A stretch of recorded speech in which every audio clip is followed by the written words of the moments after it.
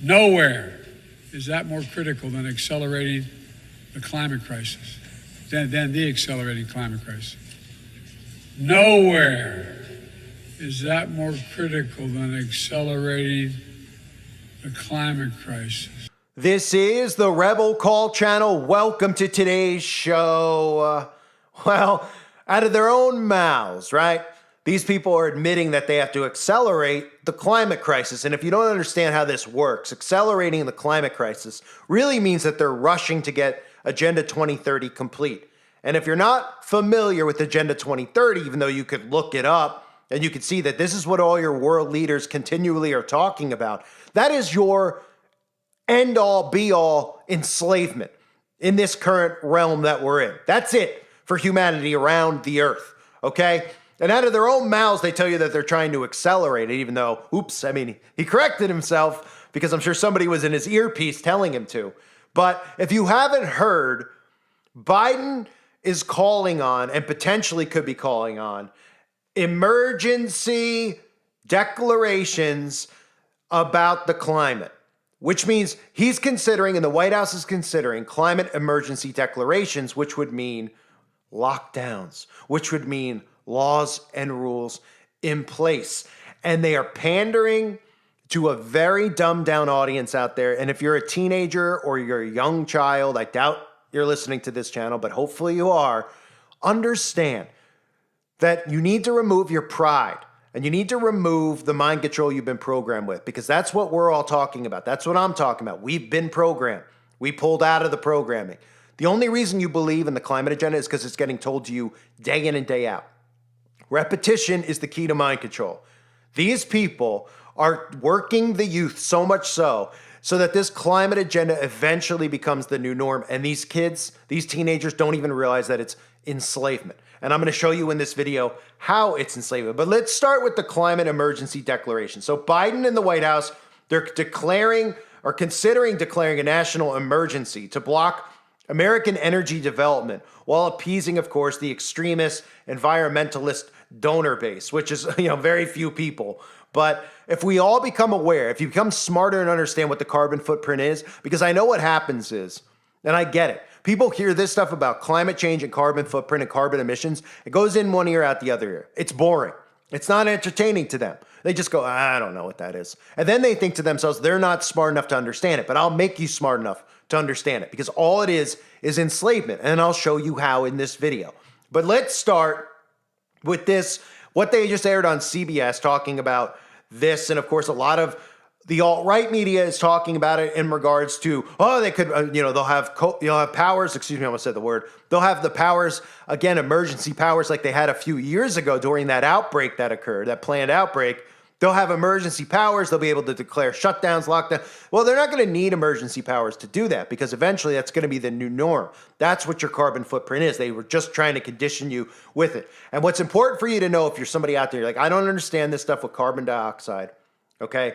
Carbon dioxide is needed. It's absorbed by trees, right? Do you know how photosynthesis works? Is that one of the sciences that they don't discuss anymore? Does Bill Nye not push that anymore? Just basic common, how we breathe, right? We breathe in oxygen, then we breathe out carbon dioxide. Okay, the trees absorb it.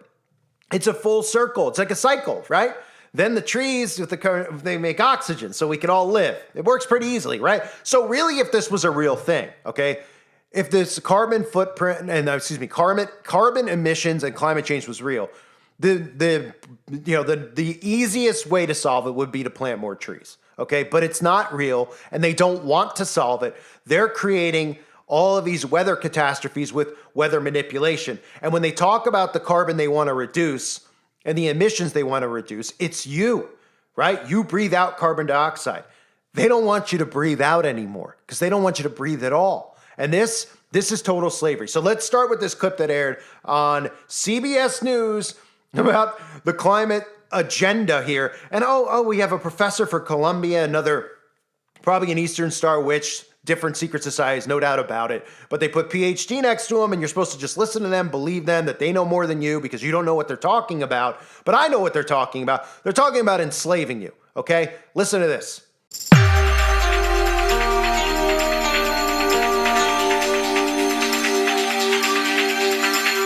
White House is considering declaring a national climate emergency to unlock federal powers and stifle oil development. That's according to Bloomberg. Meanwhile, the administration is announcing several projects this Earth Week. The plans include solar energy conservation, clean water, green transportation, and cutting pollution. For some analysis, we want to bring on Melissa Lott. She's a professor at Columbia University's Climate School. She also hosts the Big Switch podcast, which explains how to rebuild our energy systems. Thank you so much for being here. Thanks for having me. Tell me what a climate emergency is and what that might entail. So when we talk about the potential for the president to declare a climate emergency, what it's saying is, you know what, there's a national emergency going on, and I need extra powers to be able to respond to it to protect the U.S. This is a contentious decision. If it's made, this discussion has come up many times, but if it is made, then the president would have additional powers in the short term, almost immediately. And what might those powers look like, and who would be the first to be nervous about new powers the president might have? In other words, I mean, would it be fossil fuel companies? How might that work out? Yeah, so if the president does this, he would have access to a lot of different powers. I know what's being talked about is the ability to control how we're able to sell fossil fuels. Are we able to export it? Are we able to send it to different parts of the world? Now, obviously, the countries, the organizations that depend on those exports, they would be concerned about it, as would companies. But that's not all that the president can do. The president can do a lot to bolster up the manufacturing, the production of clean energy technologies. And combined with some other powers that he has, or that he could take advantage of, he could move the needle when it comes to climate change and emissions. So it's a mixed bag. I will say, when you talk to companies, uncertainty is the worst. If I can plan around it, I'm happy, even if it's maybe not the outcome I wanted. So the uncertainty of, is this going to happen? When might it happen? And how might it be implemented is a stress point. Let me ask you about the Climate Corps. How do you understand the Climate Corps and what it's supposed to do? It obviously echoes of FDR. What are we getting from the Climate Corps, which the president discussed yesterday? Yeah, so the Climate Corps is trying to address, or at least as an outsider, as a professor at a university when I'm studying it, it's trying to address a couple different things. One, we do not have the workforce that we need if we want to reduce emissions, if we want to clean up pollution. We don't have people trained in the different skill sets that we need, and we need them very quickly if we're going to respond to climate change, which is already happening and already affecting our health. So as a result of that, how do we train up those people at the same time, show folks that there are opportunities for all different skill sets, all different backgrounds to contribute positively in their communities, in their states? Right. Last question. We are in a presidential year. Let's amend, and I'm not going to ask you about the political thing, except this, try and do it this way.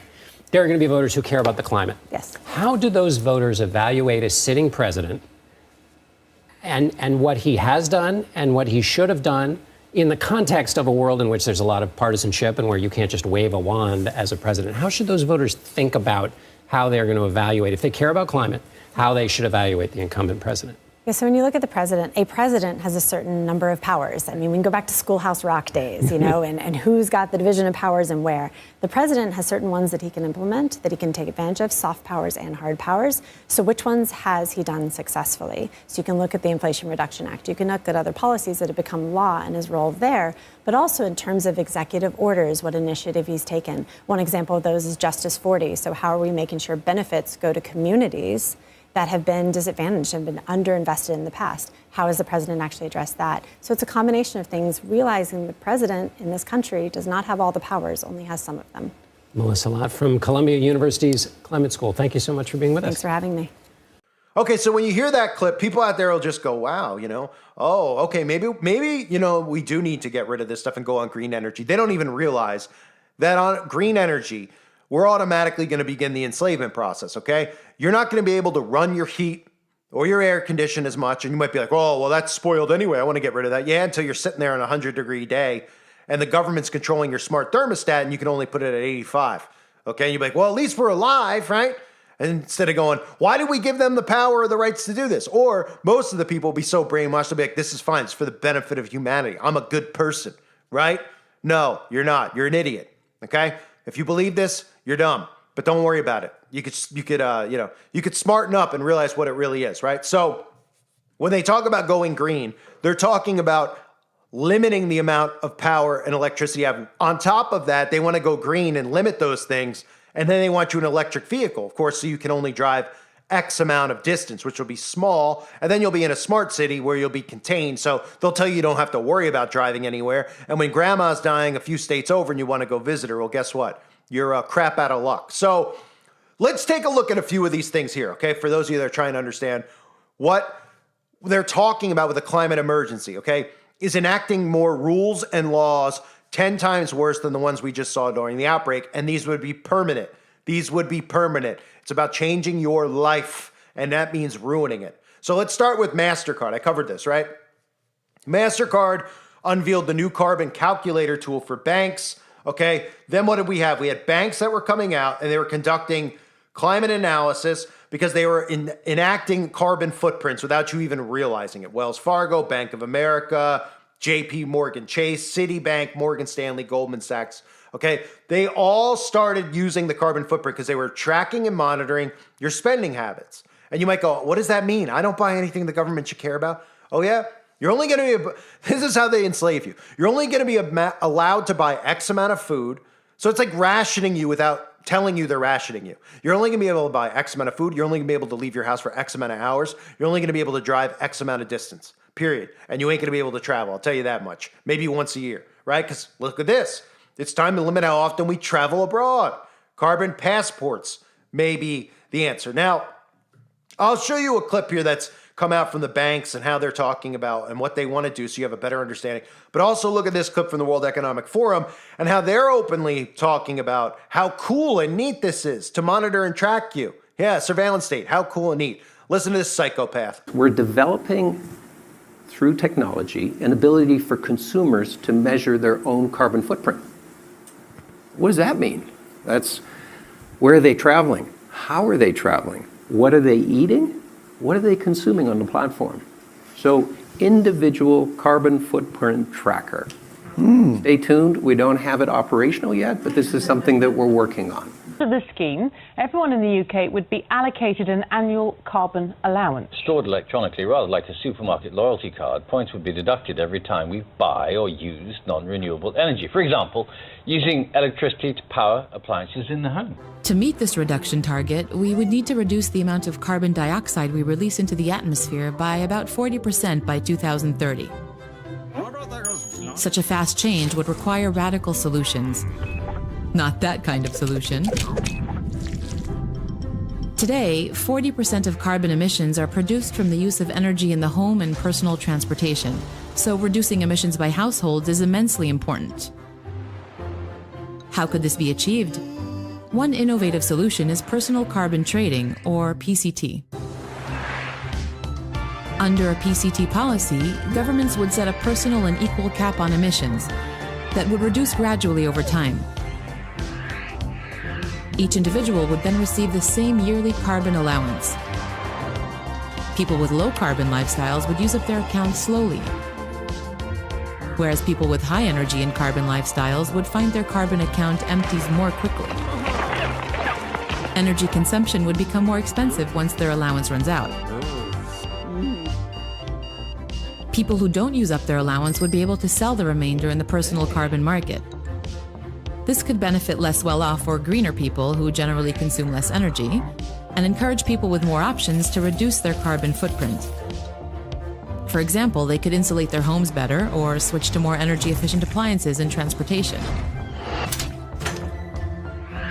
Dr. Yael Parag from IDC Herzliya and Dr. Tina Fawcett from Oxford University have been researching PCT. What would PCT look like in reality? How could PCT be both fair and effective? Would the public and politicians accept PCT? Parag and Fawcett argue that PCT would be effective as it taps into three powerful behavioral drivers. Economic. A carbon-intensive lifestyle would be more expensive. Psychological. Raising carbon awareness would motivate people to change their energy use habits and to prefer a lower carbon lifestyle. Social. The fact that everyone would have an equal allowance would set a new social norm around a shared effort to reduce carbon emissions and help limit climate change. Researchers in several countries are already looking into this radical idea. Dr. Parag and Dr. Fawcett are continuing to develop it. they're defining a research agenda and exploring how PCT, together with other policies, could help us become a low-carbon society. Okay, and another thing that's important to keep in mind as we talk about all these things that come, let's go back to the beginning, right?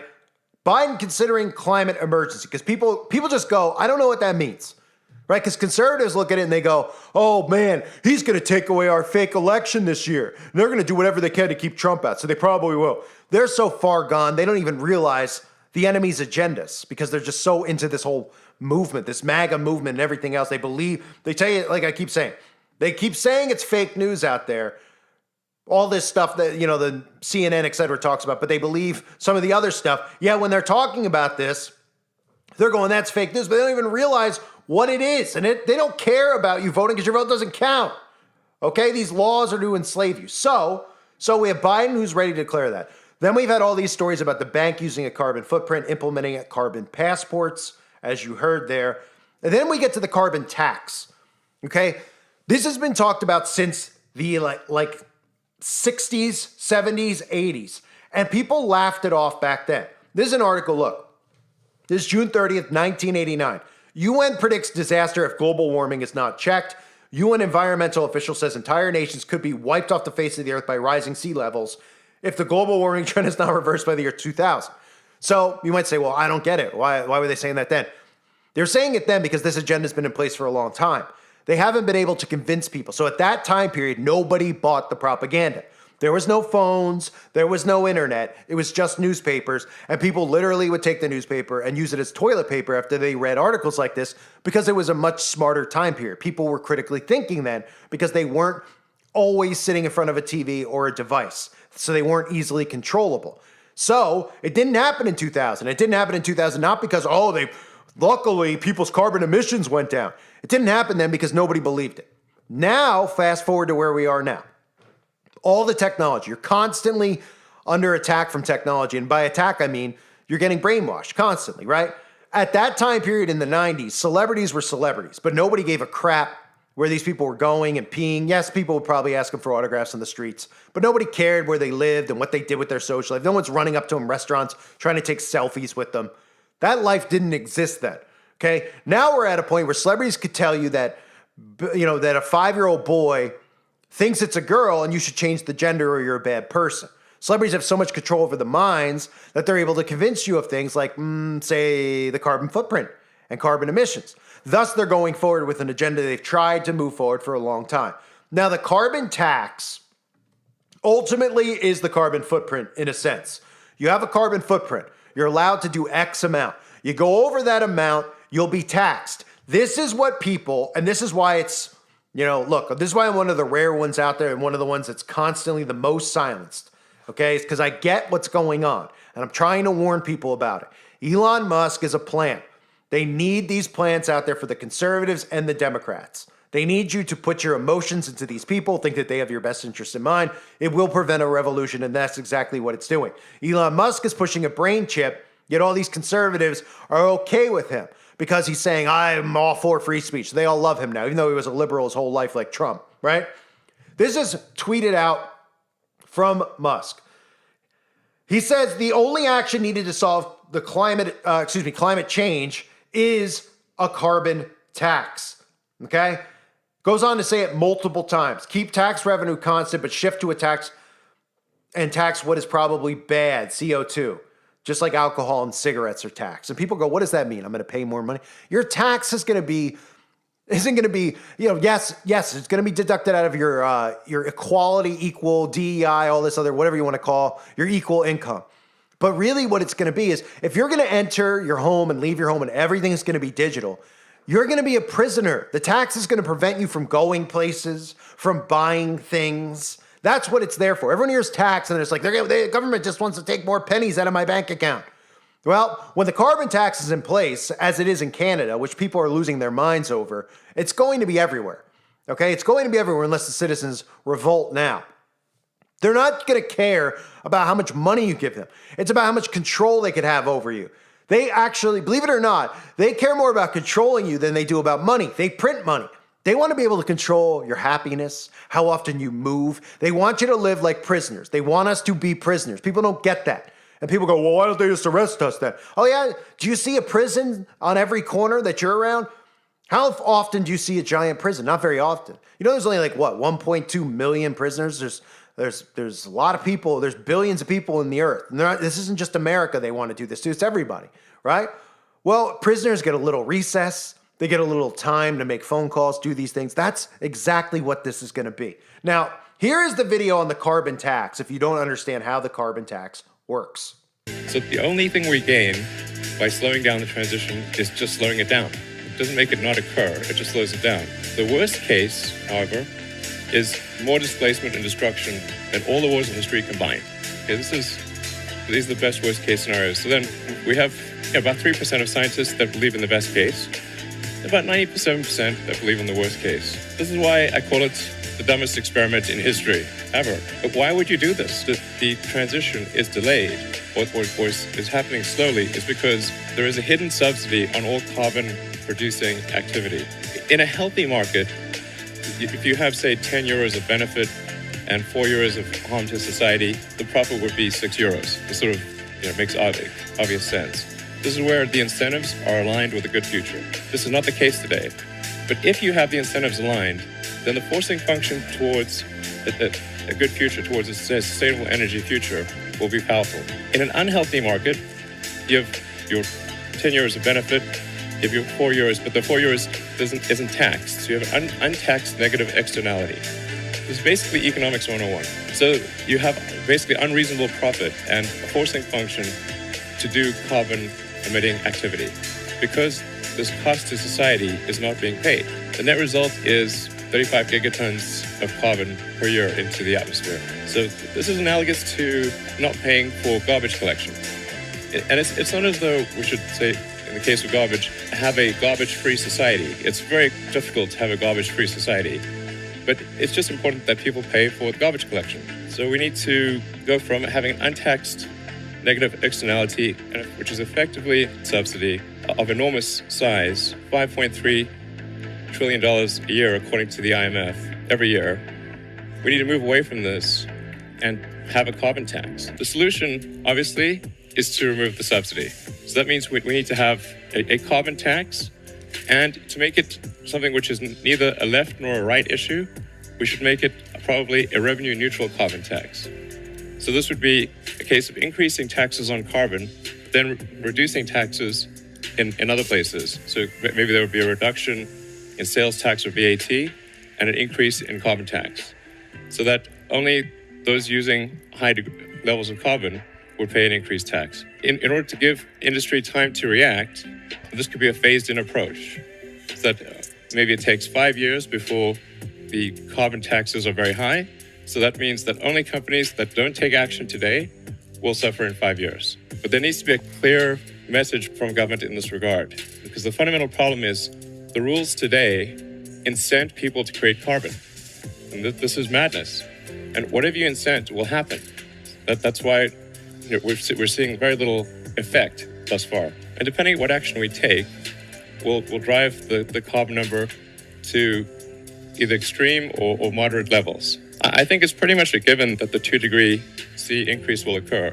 The question is whether it's going to be much more than that, not if there will be a 2-degree increase. So then the question is, so what can you do? I would say whenever you have the opportunity, talk to your politicians, ask them to enact a carbon tax.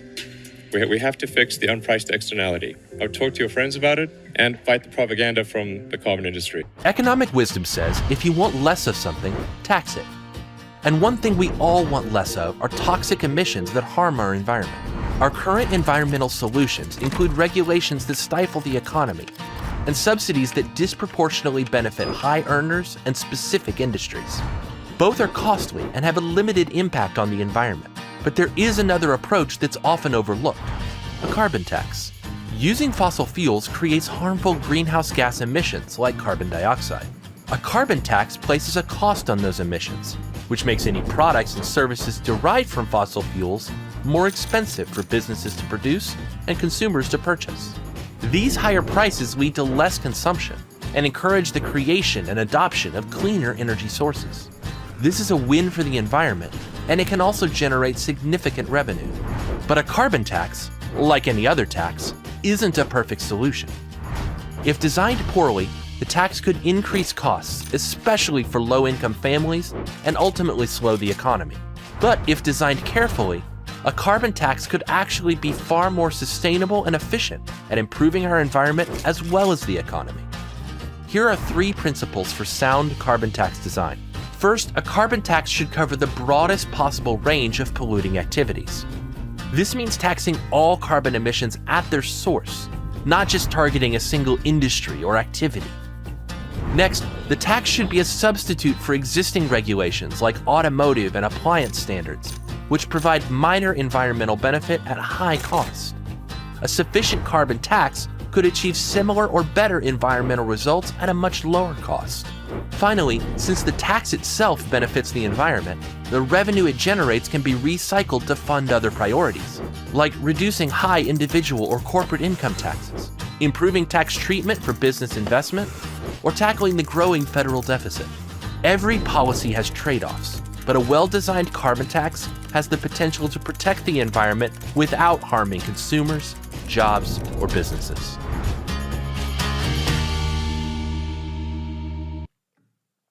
And that's what everybody's hero, and that was, his voice narrating it. That's exactly what Elon Musk wants. And that's what the billionaires want, a carbon tax, and it's already in Canada. So let's recap, right? They're telling us all about our carbon footprint. That's what that commercial from MasterCard was, right? Your carbon footprint limit. In other words, you got a limit. You go to the grocery store, you want to buy a turkey, you've decided all of a sudden you want to make a turkey. Well, you won't be able to buy meat because remember, meat's bad, right? Because they want to control what you can eat too. But whatever it is you want to buy, you're not allowed to. There's a carbon footprint limit. And not only that, you won't be allowed to go to the store. And your card will automatically be blocked, okay? And if it's not a transaction you're trying to make, if it's you trying to go out for a bike ride when the sun goes down, or maybe it's you trying to take a shower after a long day's work. Well, guess what? You're only able to shower every 3 days or so. You can't shower. You shower twice a day right now? You're not going to shower twice a day. You flush your toilet? That's gone. Say bye-bye.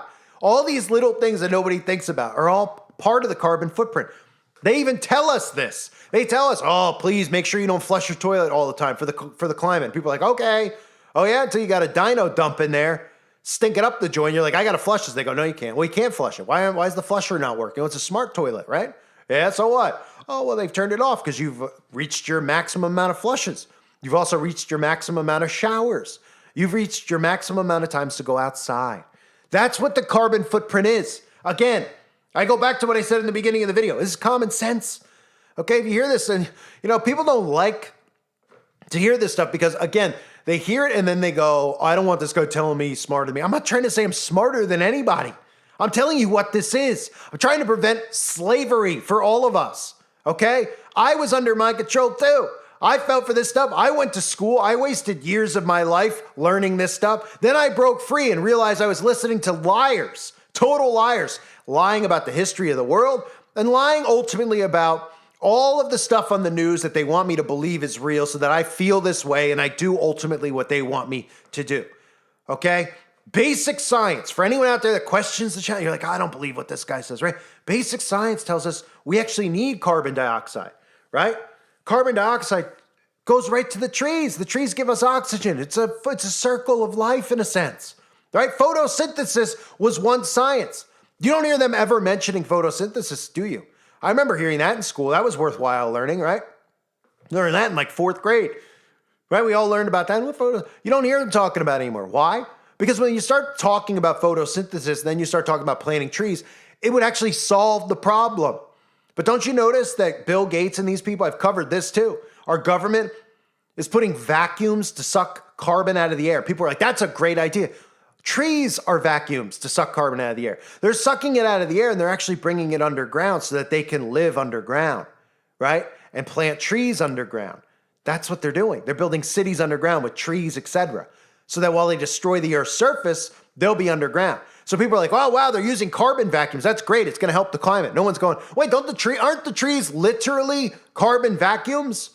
Don't they eat this stuff? Shouldn't we plant more trees then instead of make these vacuums with trillions of tax dollars? No. Because they want to suck it out of the air and then bring it down underneath so they can, of course, grow food and everything else underground while they destroy everything above here, and they thrive underground. And then eventually, like all the predictive programming has showed us over the years, they'll eventually come out from underground, right? Just kind of like the show that just came out that I covered, Fallout. How many movies, shows have we seen over the years, the post-apocalyptic setting where people come out from underground? And they're like, oh man, we see an American Horror Story, right? The witch is coming out from underground. Everything looks like it does right now in Greece. Or it did in New York last year, right? Orange skies, nothing's growing, everything's dead, while your government's blocking out the sun and and sun shielding, while also cloud seeding, they like to call it, which is really just geoengineering, okay? This is a government conspiracy, and it's not a conspiracy theory. It is a conspiracy fact. People automatically dismiss when they hear conspiracy theory or the word conspiracy because they've been trained to. But really, the term conspiracy is a secret plan by a group to do something unlawful or harmful, the action of plotting or conspiring, right? This is the perfect example of a conspiracy. You have rich people telling you they want to block the sun, telling you they want to suck carbon out of the air and put it underground with a vacuum when they could just plant trees. And then we constantly see them patent things like Tesla's earthquake machine or HARP or all these other things that they have. And then we look at things like Operation Popeye and we say, wait a minute, they can create rain, and why do we have droughts then? And then you go, what? Maybe there is a conspiracy going on. No, there is one. It's just a matter of what you believe and what you don't believe. And it really comes down to people out there realizing that these people are your wicked ex-psychopathic husband or wife. That's what they are.